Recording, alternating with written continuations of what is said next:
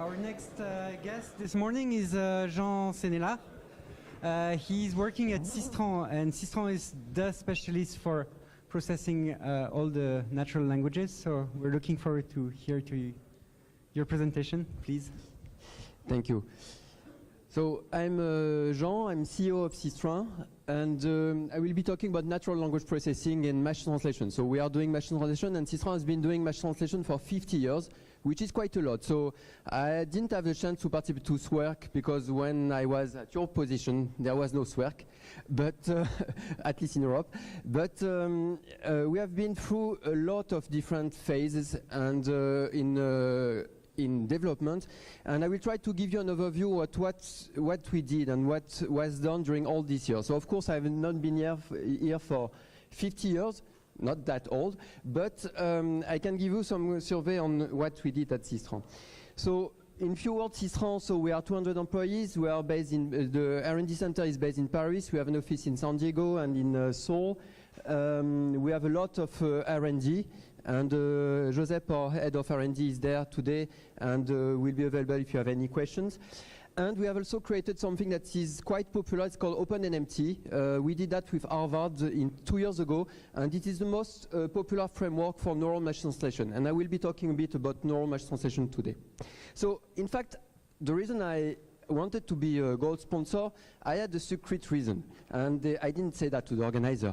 But my reason is that I thought that since you were there to resolve problem, maybe you can help me with one very simple problem that we have been working on for a few years, quite more than that. So it's kind of part of the warm-up. So my problem is the following. So we have two countries, Max-Azerbaijan and Lithuania, very small countries that are adjacent, and they have been closed for a lot of time, for more than 1,000 years. And last week they were open, and people can circulate from the one country to the other. The language of the Max-Azerbaijan is the Maxish, and the language of the Lithuania is the Leanch. And Max from Max-Azerbaijan and Lea from Leanch have decided to meet at the middle point between city. And they come there to their kids in the park, and they start to try to interact. And very surprisingly, they realize that after a few hours, their kids can communicate together. They have not been talking the other language. Nobody knows this language. It has been only 1 week that this language has been open to the world. But in few hours, the kid can discuss. So they want to try to do something. So the good news is that Max is the teacher of language teacher. So he has brand new method for learning language, the Leanch, and Lea is an engineer, and she's a bit of a geek, and she has bought already the Harry Potter version in Maxish and Leanch, and it is in her backpack, and it is what they have and what you have. So using this material, Max and Lea, we want to help Max and Lea to communicate together. So it seems to be quite a problem, the type of problem that you will have to resolve. And it's very easy because in input you have a 20-word sentence that can be either in Maxish or in Leanch, and the output should simply be the target language, the other language, the Leanch or the Maxish. Of course, there is a small constraint. The constraint is that the sentence must be well formed, so it must be real Maxish sentence or Leanch sentence, and so that is what you call fluent, and there must be adequate translation. So the meaning must be the same because it's not just to generate a sentence. So it must be the corresponding sentence. So this is the problem, and very simple problem that we'll be solving 20 of them tomorrow, I don't know how many. So for you it's a piece of cake. For us it has been quite a hard time, and we have been working on that for a long time. So there's been multiple area, and I will just give some words on language. What is language? Because we are talking about language, and at Sistran we say it's our motto, we love language. Language has a lot of different things. So language is kind of a mechanism to communicate and to share feelings. Language is the technical faculty for this system to that make us distinguish from animals, for instance. We talk about language for a nation of people. It's kind of distinctive language, a distinctive sign. So the Maxish or the Leanch, even if they have been coming from the same origin at some point, they are language because they are marking people, the culture. And we have also language characteristic to a specialized vocabulary, or special type of talking. For instance, here I'm talking Franglish. I'm not talking English, I'm talking Franglish, and you understand me. And it is my particular way of talking, and it's my language. It's my Franglish, Jonglish language. And so there is a lot of different language. You have, for instance, article, scientific article. You can have, I don't know, blog forum, patents, tourism, description, poetry. And even this is language. It's kind of the modern type of language. So there is one language, of course, I can forget. It is for you, programming language. But we are not talking about that today. So what does engineers know about language? So most of the time what they know is that French is it's just something with Latin alphabet, and Korean is something with Hangul alphabet, if they know that what Hangul is. Actually, it's a bit more than that. When you look at language and ask a linguist, then it is not something that they can answer in a few minutes. It's something that they will be answering in 5 or 6 years of learning. What is language? What is the French? How it comes from? What are the type of characteristics? So language is kind of a science, and it's not kind of, it is a science. So problem with language is that there are a lot of them. So so there is, people say that there is more than 2,000 languages. It's not totally true if we look at institutional language, because some languages are spoken only by 20%, some languages are not even written. So the 572 languages is the kind of language that are talked by more than 10,000 people, and that have a writing equivalency. And this doesn't include this type of language. And this is kind of bad, because it is what the problem I gave you is ill-formed. The language cannot be compiled. We heard just before about compilation. How can you compile that? Because the language will be changing at the first moment you will be using it. So there is no strict definition of language. Language is defined by the one that is using the language. So there is no way we can really have some rules. If I want to change a way of the meaning of a word, you will instantly understand me. And I just violate the rules of the language. So the language, as a starting point, is ill-formed. You cannot define, you cannot rule, you cannot really expect to have something that is fully accurate on description of the language. So there has been 3 main areas in the history of machine translation. And the first one that started 50 years ago, it's called rule-based machine translation. And all of this language, this approach are characterized by something that we call the Vauquois triangle. So Vauquois was a French researcher, and he defined the way to pass from one language to the other language by a very simple triangle. He says, okay, at the left corner you have the source sentence, at the right corner you have the target sentence, and the goal is to find a way to go from this left to the right target sentence. And for that, of course, we would like to have a straight arrow, but it cannot work. We cannot make a simple line of code that say, okay, translate. It's my problem I gave you, the communicator.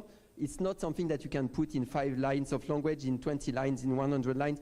You need more than that. So you need to go through some intermediate steps. And the first approach, which is the analytical approach, is going into 2 different steps. And I will explain that.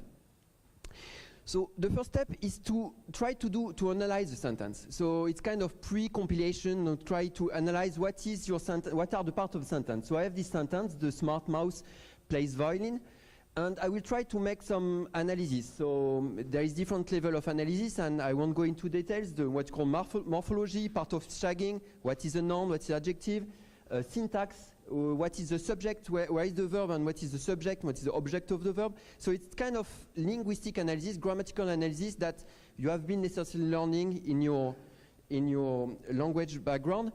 And there is also some semantic analysis. When I'm saying that the smart mouse plays violins, to me immediately, so it's a nonsensical sentence, but to me instantly I have the image of the mouse that have some bow and that is played the violin. So I'm making some sense, some semantic representation of this sentence. And this is very important. I'm not at the level of the word, I'm not at the level of the grammar, I'm at the level of the semantic. I need to understand what is this sentence to be able to translate it. The second part of the process is what you call the lexical and structures transfer. So when you have done that, this analysis, we try to apply some rules, and you will ask your linguist to write you some rules saying that, for instance, mouse will be translated by souris, or violin by violon. Smart, if it is attached to something that is animate, it will be intelligent. If it is attached to something inanimate, there will be another meaning. So you will try to make some rules to transfer from the source language to the target language. And then you have a third phase, so it is 1, 2, 3 steps, what you call the synthesis or generation, where you will take these words and you will try to, the transfer word, and you try to make a sentence out of that. A sentence will, with some target language knowledge, how the words will be ordering. In French, the souris and intelligent needs to be switched because it's the other way around. You need to make an agreement between the determiner and the noun. You need to make an agreement between the verb, which I didn't do, and the subject. The intelligent is feminine because souris is feminine, and so on. And then you are making your sentence is the third phase of your sentence. And for that you need to have rules, and rules is kind of something like that. Rules, so this is a cloud of rules, connection between words from the source language to the target language, and something kind of very interesting. When I was, when I just started my master, I wanted to do some universal translator of recipes. And for that, recipes is easy because I was taking some vocabulary with 20 words and I have something, maybe 10 verbs, and I was trying to put all of them together to try to represent these recipes and translate them. And it was not that hard because there was not a lot of words, there was not a lot of verbs, and my subject was very constrained, very small. So there is multiple strengths of approach to this approach and weakness to this approach. It's very easy to design. Conceptually, it's very simple. It can be the kind of the first thing you can think of. You just describe what is this function of this word, and it's very, very easy. And you need to have some good interaction between the language expert and the engineers, because the language expert will try to make some rules, and the engineers will try to make some rule formalism. So, and you can have some formalism that people that spend their life to try to make the best formalism for the linguist to make some rules. So it's kind of the dual games, the linguist putting the rules and the engineers trying to make the rules more powerful. On the other hand, it's very hard to design because it doesn't scale. If I told you about the 20 words, it works, but language is not 20 words. The language is 100,000 of words and probably millions of rules.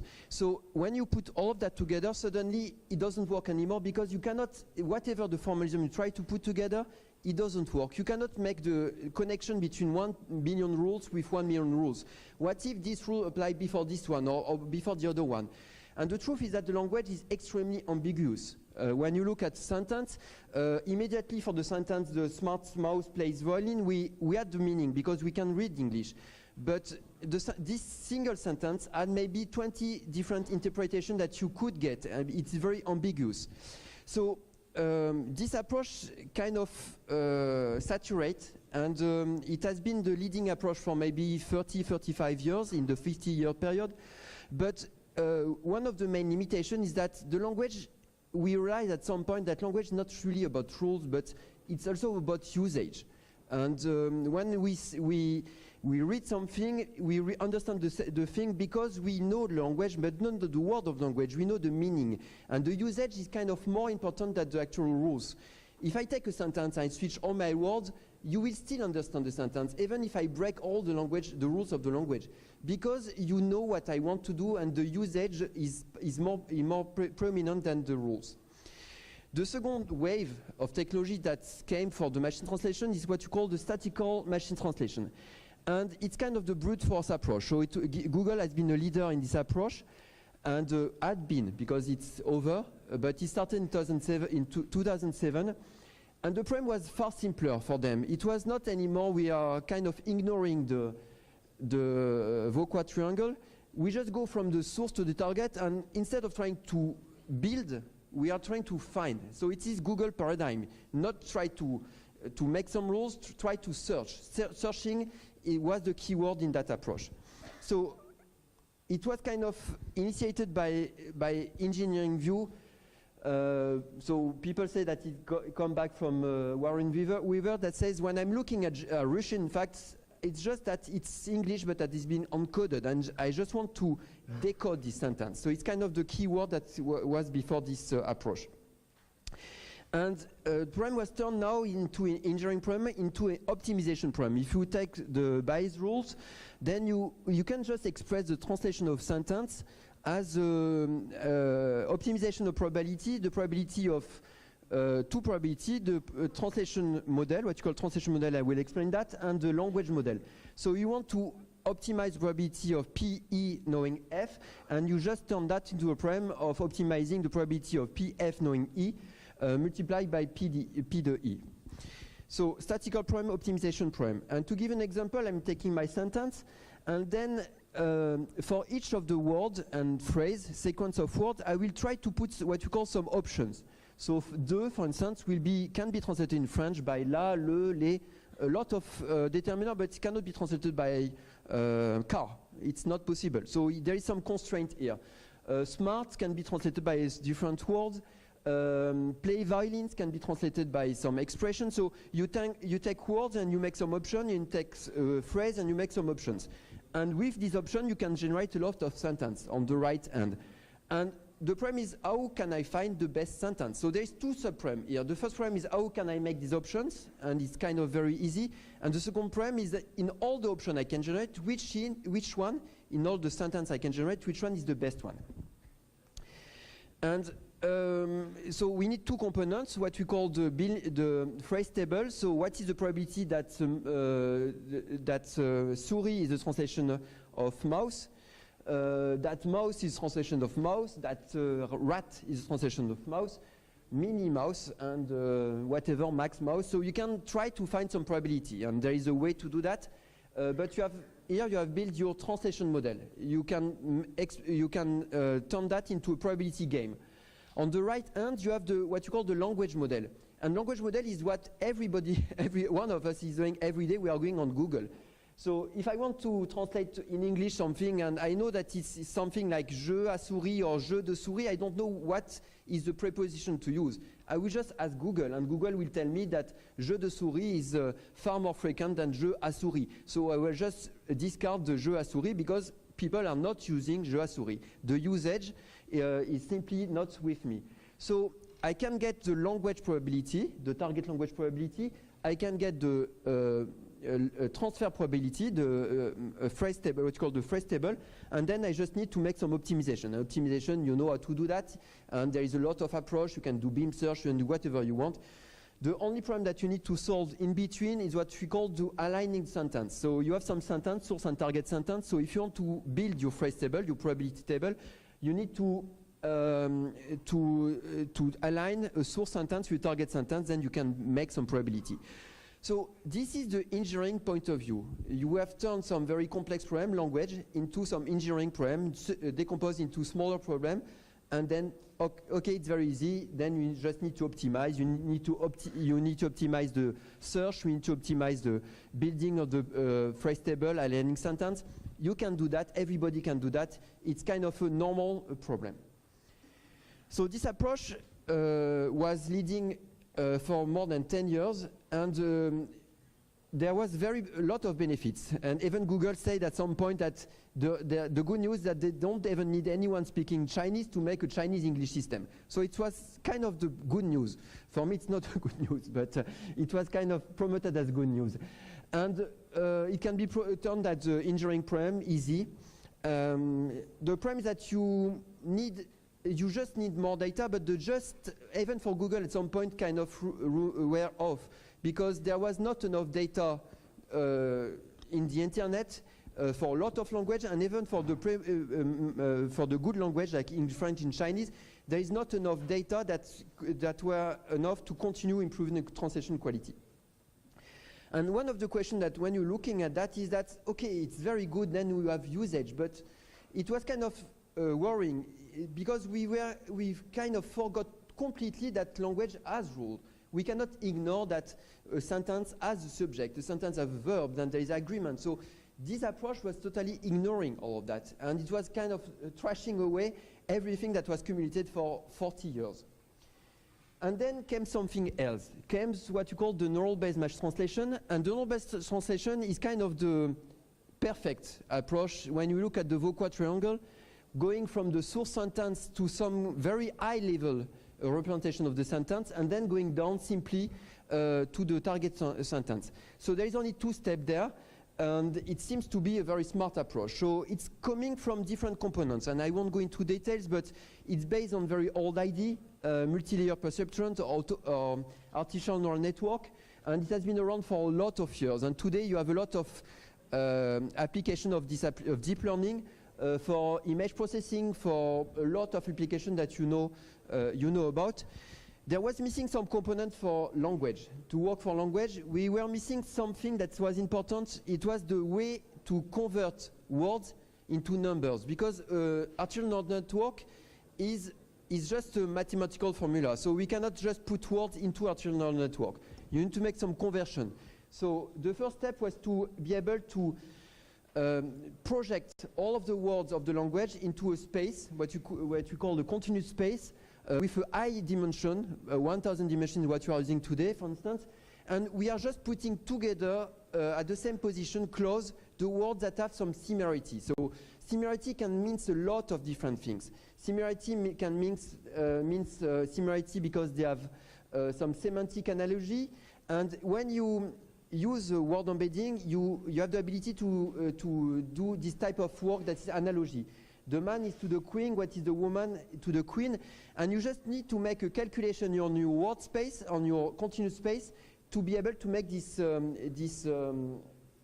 reasoning, in fact. Because you just say, I'm taking the vector from the man to the king and applying the same vector from the queen and for the woman, and I'm arriving at somewhere in the space, and it works. It turns out that it is the queen, and this is working very well.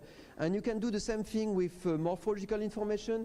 You can do the same thing with semantic information, and then you realize that your word embedding, your space where you have projected all of your words, have a lot of knowledge. The knowledge that the linguist wanted to hard code, the knowledge is there. So of course it's numbers. It's kind of hard to deal with that, but the knowledge is there. The second component that was introduced for doing machine translation with neural network was the fact that we needed to have some kind of sequence. Artificial neural network is just some stateless algorithm. You have some image and give you some classification. You have another image, give you some other classification, stateless. Sentence not the same. Sentence you need to have some link between the words, and it was introduced what you call the recurrent neural network, where each state of the neural network depends on the previous states, and with that you have the ability to have some memory of the complete sentence. With that you have the ability to do that. On the left side you have world famous Shakespeare. On the right side, even if you cannot distinguish it, you have a recurrent neural network. A recurrent neural network will be able to predict each next character based on the previous character, and integrating in this prediction all the knowledge that the English needs to have, or not the English, the Shakespearean English. So we just train a recurrent neural network on all the Shakespeare text, and we generated on something on the right side. It is impressive because even ourselves, human, we cannot do that. I cannot ask you to generate some Shakespeare. Even if you read all the Shakespeare, you will not be able to generate Shakespeare. So the recurrent neural network has learned a lot of knowledge. This is something else that we didn't do, but other people did. They just trained some recurrent neural network on a scientific article, and they generated some scientific article. It was LaTeX with the same algorithm. And it is impressive because the LaTeX is correct, the sentence makes sense. Of course, globally it doesn't make sense, but you have something that is amazing by the mastering of the language. And it is where we see that you have something very big. We can do this kind of thing too, that is very funny. So we see some major inconsistency because the ingredients are not part of the recipe, but still, it is very, very impressive what we can generate. And the only input to do that, you just give some recipes in English, and then you ask to generate the recipes. The formatting will be generated correctly, the number, everything will be correct, and it is amazing. And if you want to be a bit crazy, you can even generate that, and the code will compile. So I don't know what the code will do, but you can even generate some well-constrained code.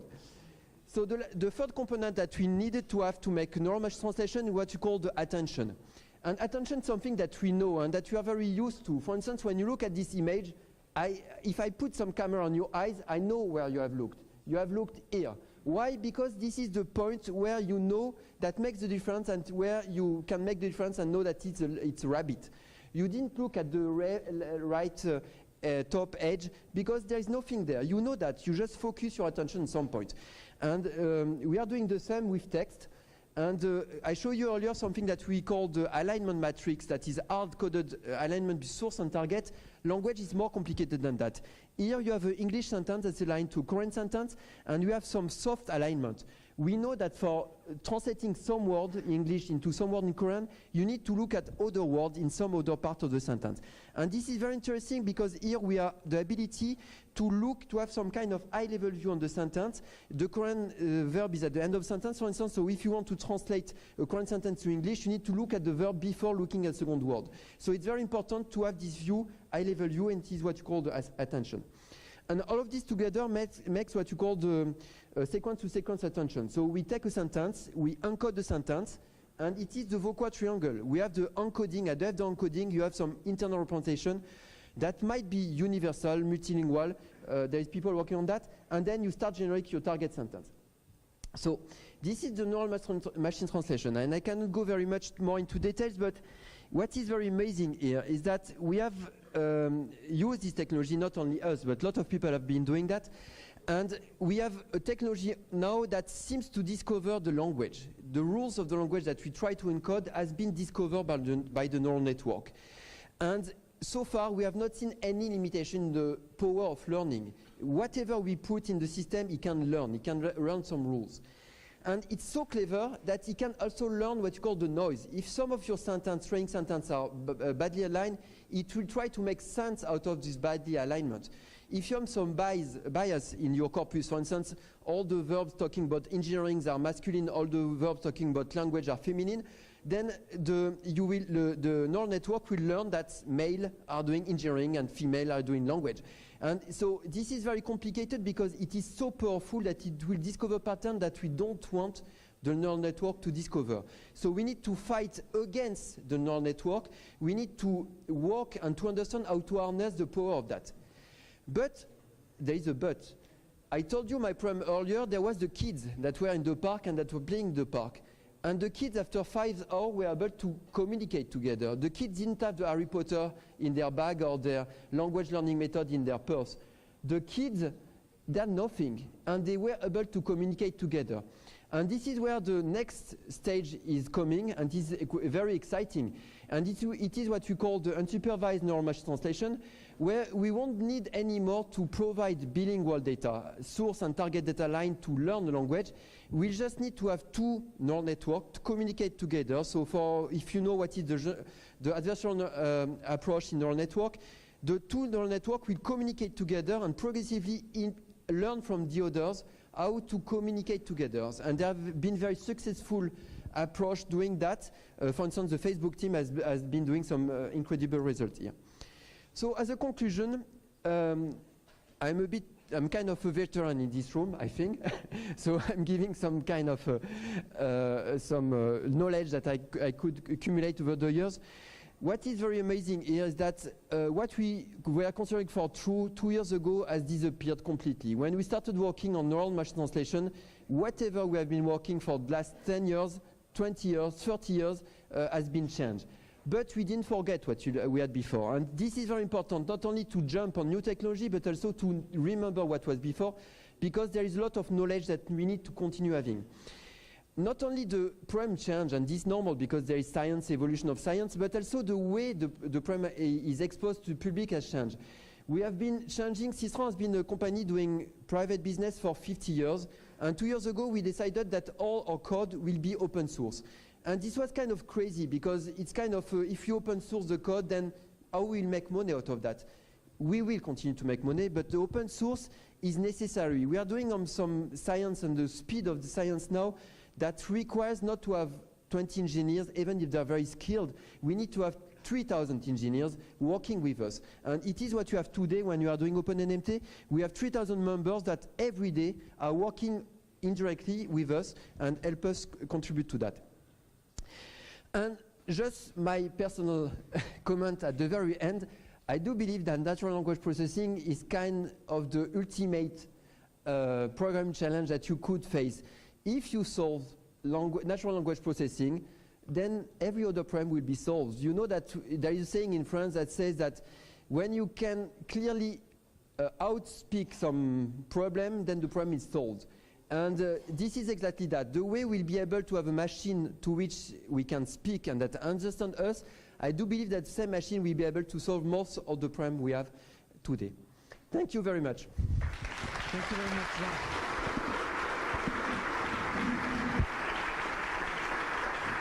So, I'm very impressed that you can generate code that compiles. If I give you the list of the former winners of SWERC, you can write the list of the next winners for the next 20 years, I guess. Do we have questions in the audience? Yeah. Thank you. Do you believe that with the use of technologies like Mozilla Deep Speech, you could translate all languages? Sorry? Could you translate all languages too, like doing real-time translation in Skype, for example? Yes, so the speech-to-speech, so today most of the approach of speech-to-speech are going through text, which is not nice. But the people working on speech-to-speech, and this is possible. There is some other problem that comes here, because the speech, you need to have more power to do speech than text, but this is coming. Something I didn't mention too is that today we can do every language to every language in one single model. So we have the ability to train models that translate any language. You don't even need to specify the source language into the language you specify in the target. And so the speech is one of the next steps. We are working on that, and this is coming definitely. Are there any other questions? One question here, yeah. So with the appearance of the deep learning in the world of NLP, with a rule-based approach will still be used in the future? I mean, in your company, do you still use the rule-based and the symbolic approach in NLP? So, not the same way. So, we won't continue to use rule-based as it is today, but the thing that is amazing is that we don't know how neural network works, and nobody can say that, that they understand. But today, we are discovering, when we look at the internal state, when you look at activation neural network, we discover some rules that we previously were coding ourselves. For instance, we can highlight we can highlight that some neurons are activating when there is some word is a noun or the verb. And this is amazing because before we are trying to put this as a knowledge. We didn't even put that noun and verb was a knowledge, but the neural network learned that.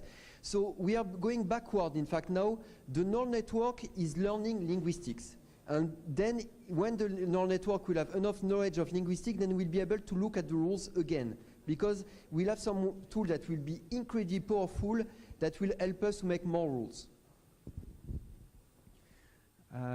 Is there any last question while we maybe let Pierre install his computer? One last question up there? No, yeah? Thank you very much. Je crois que t'as encore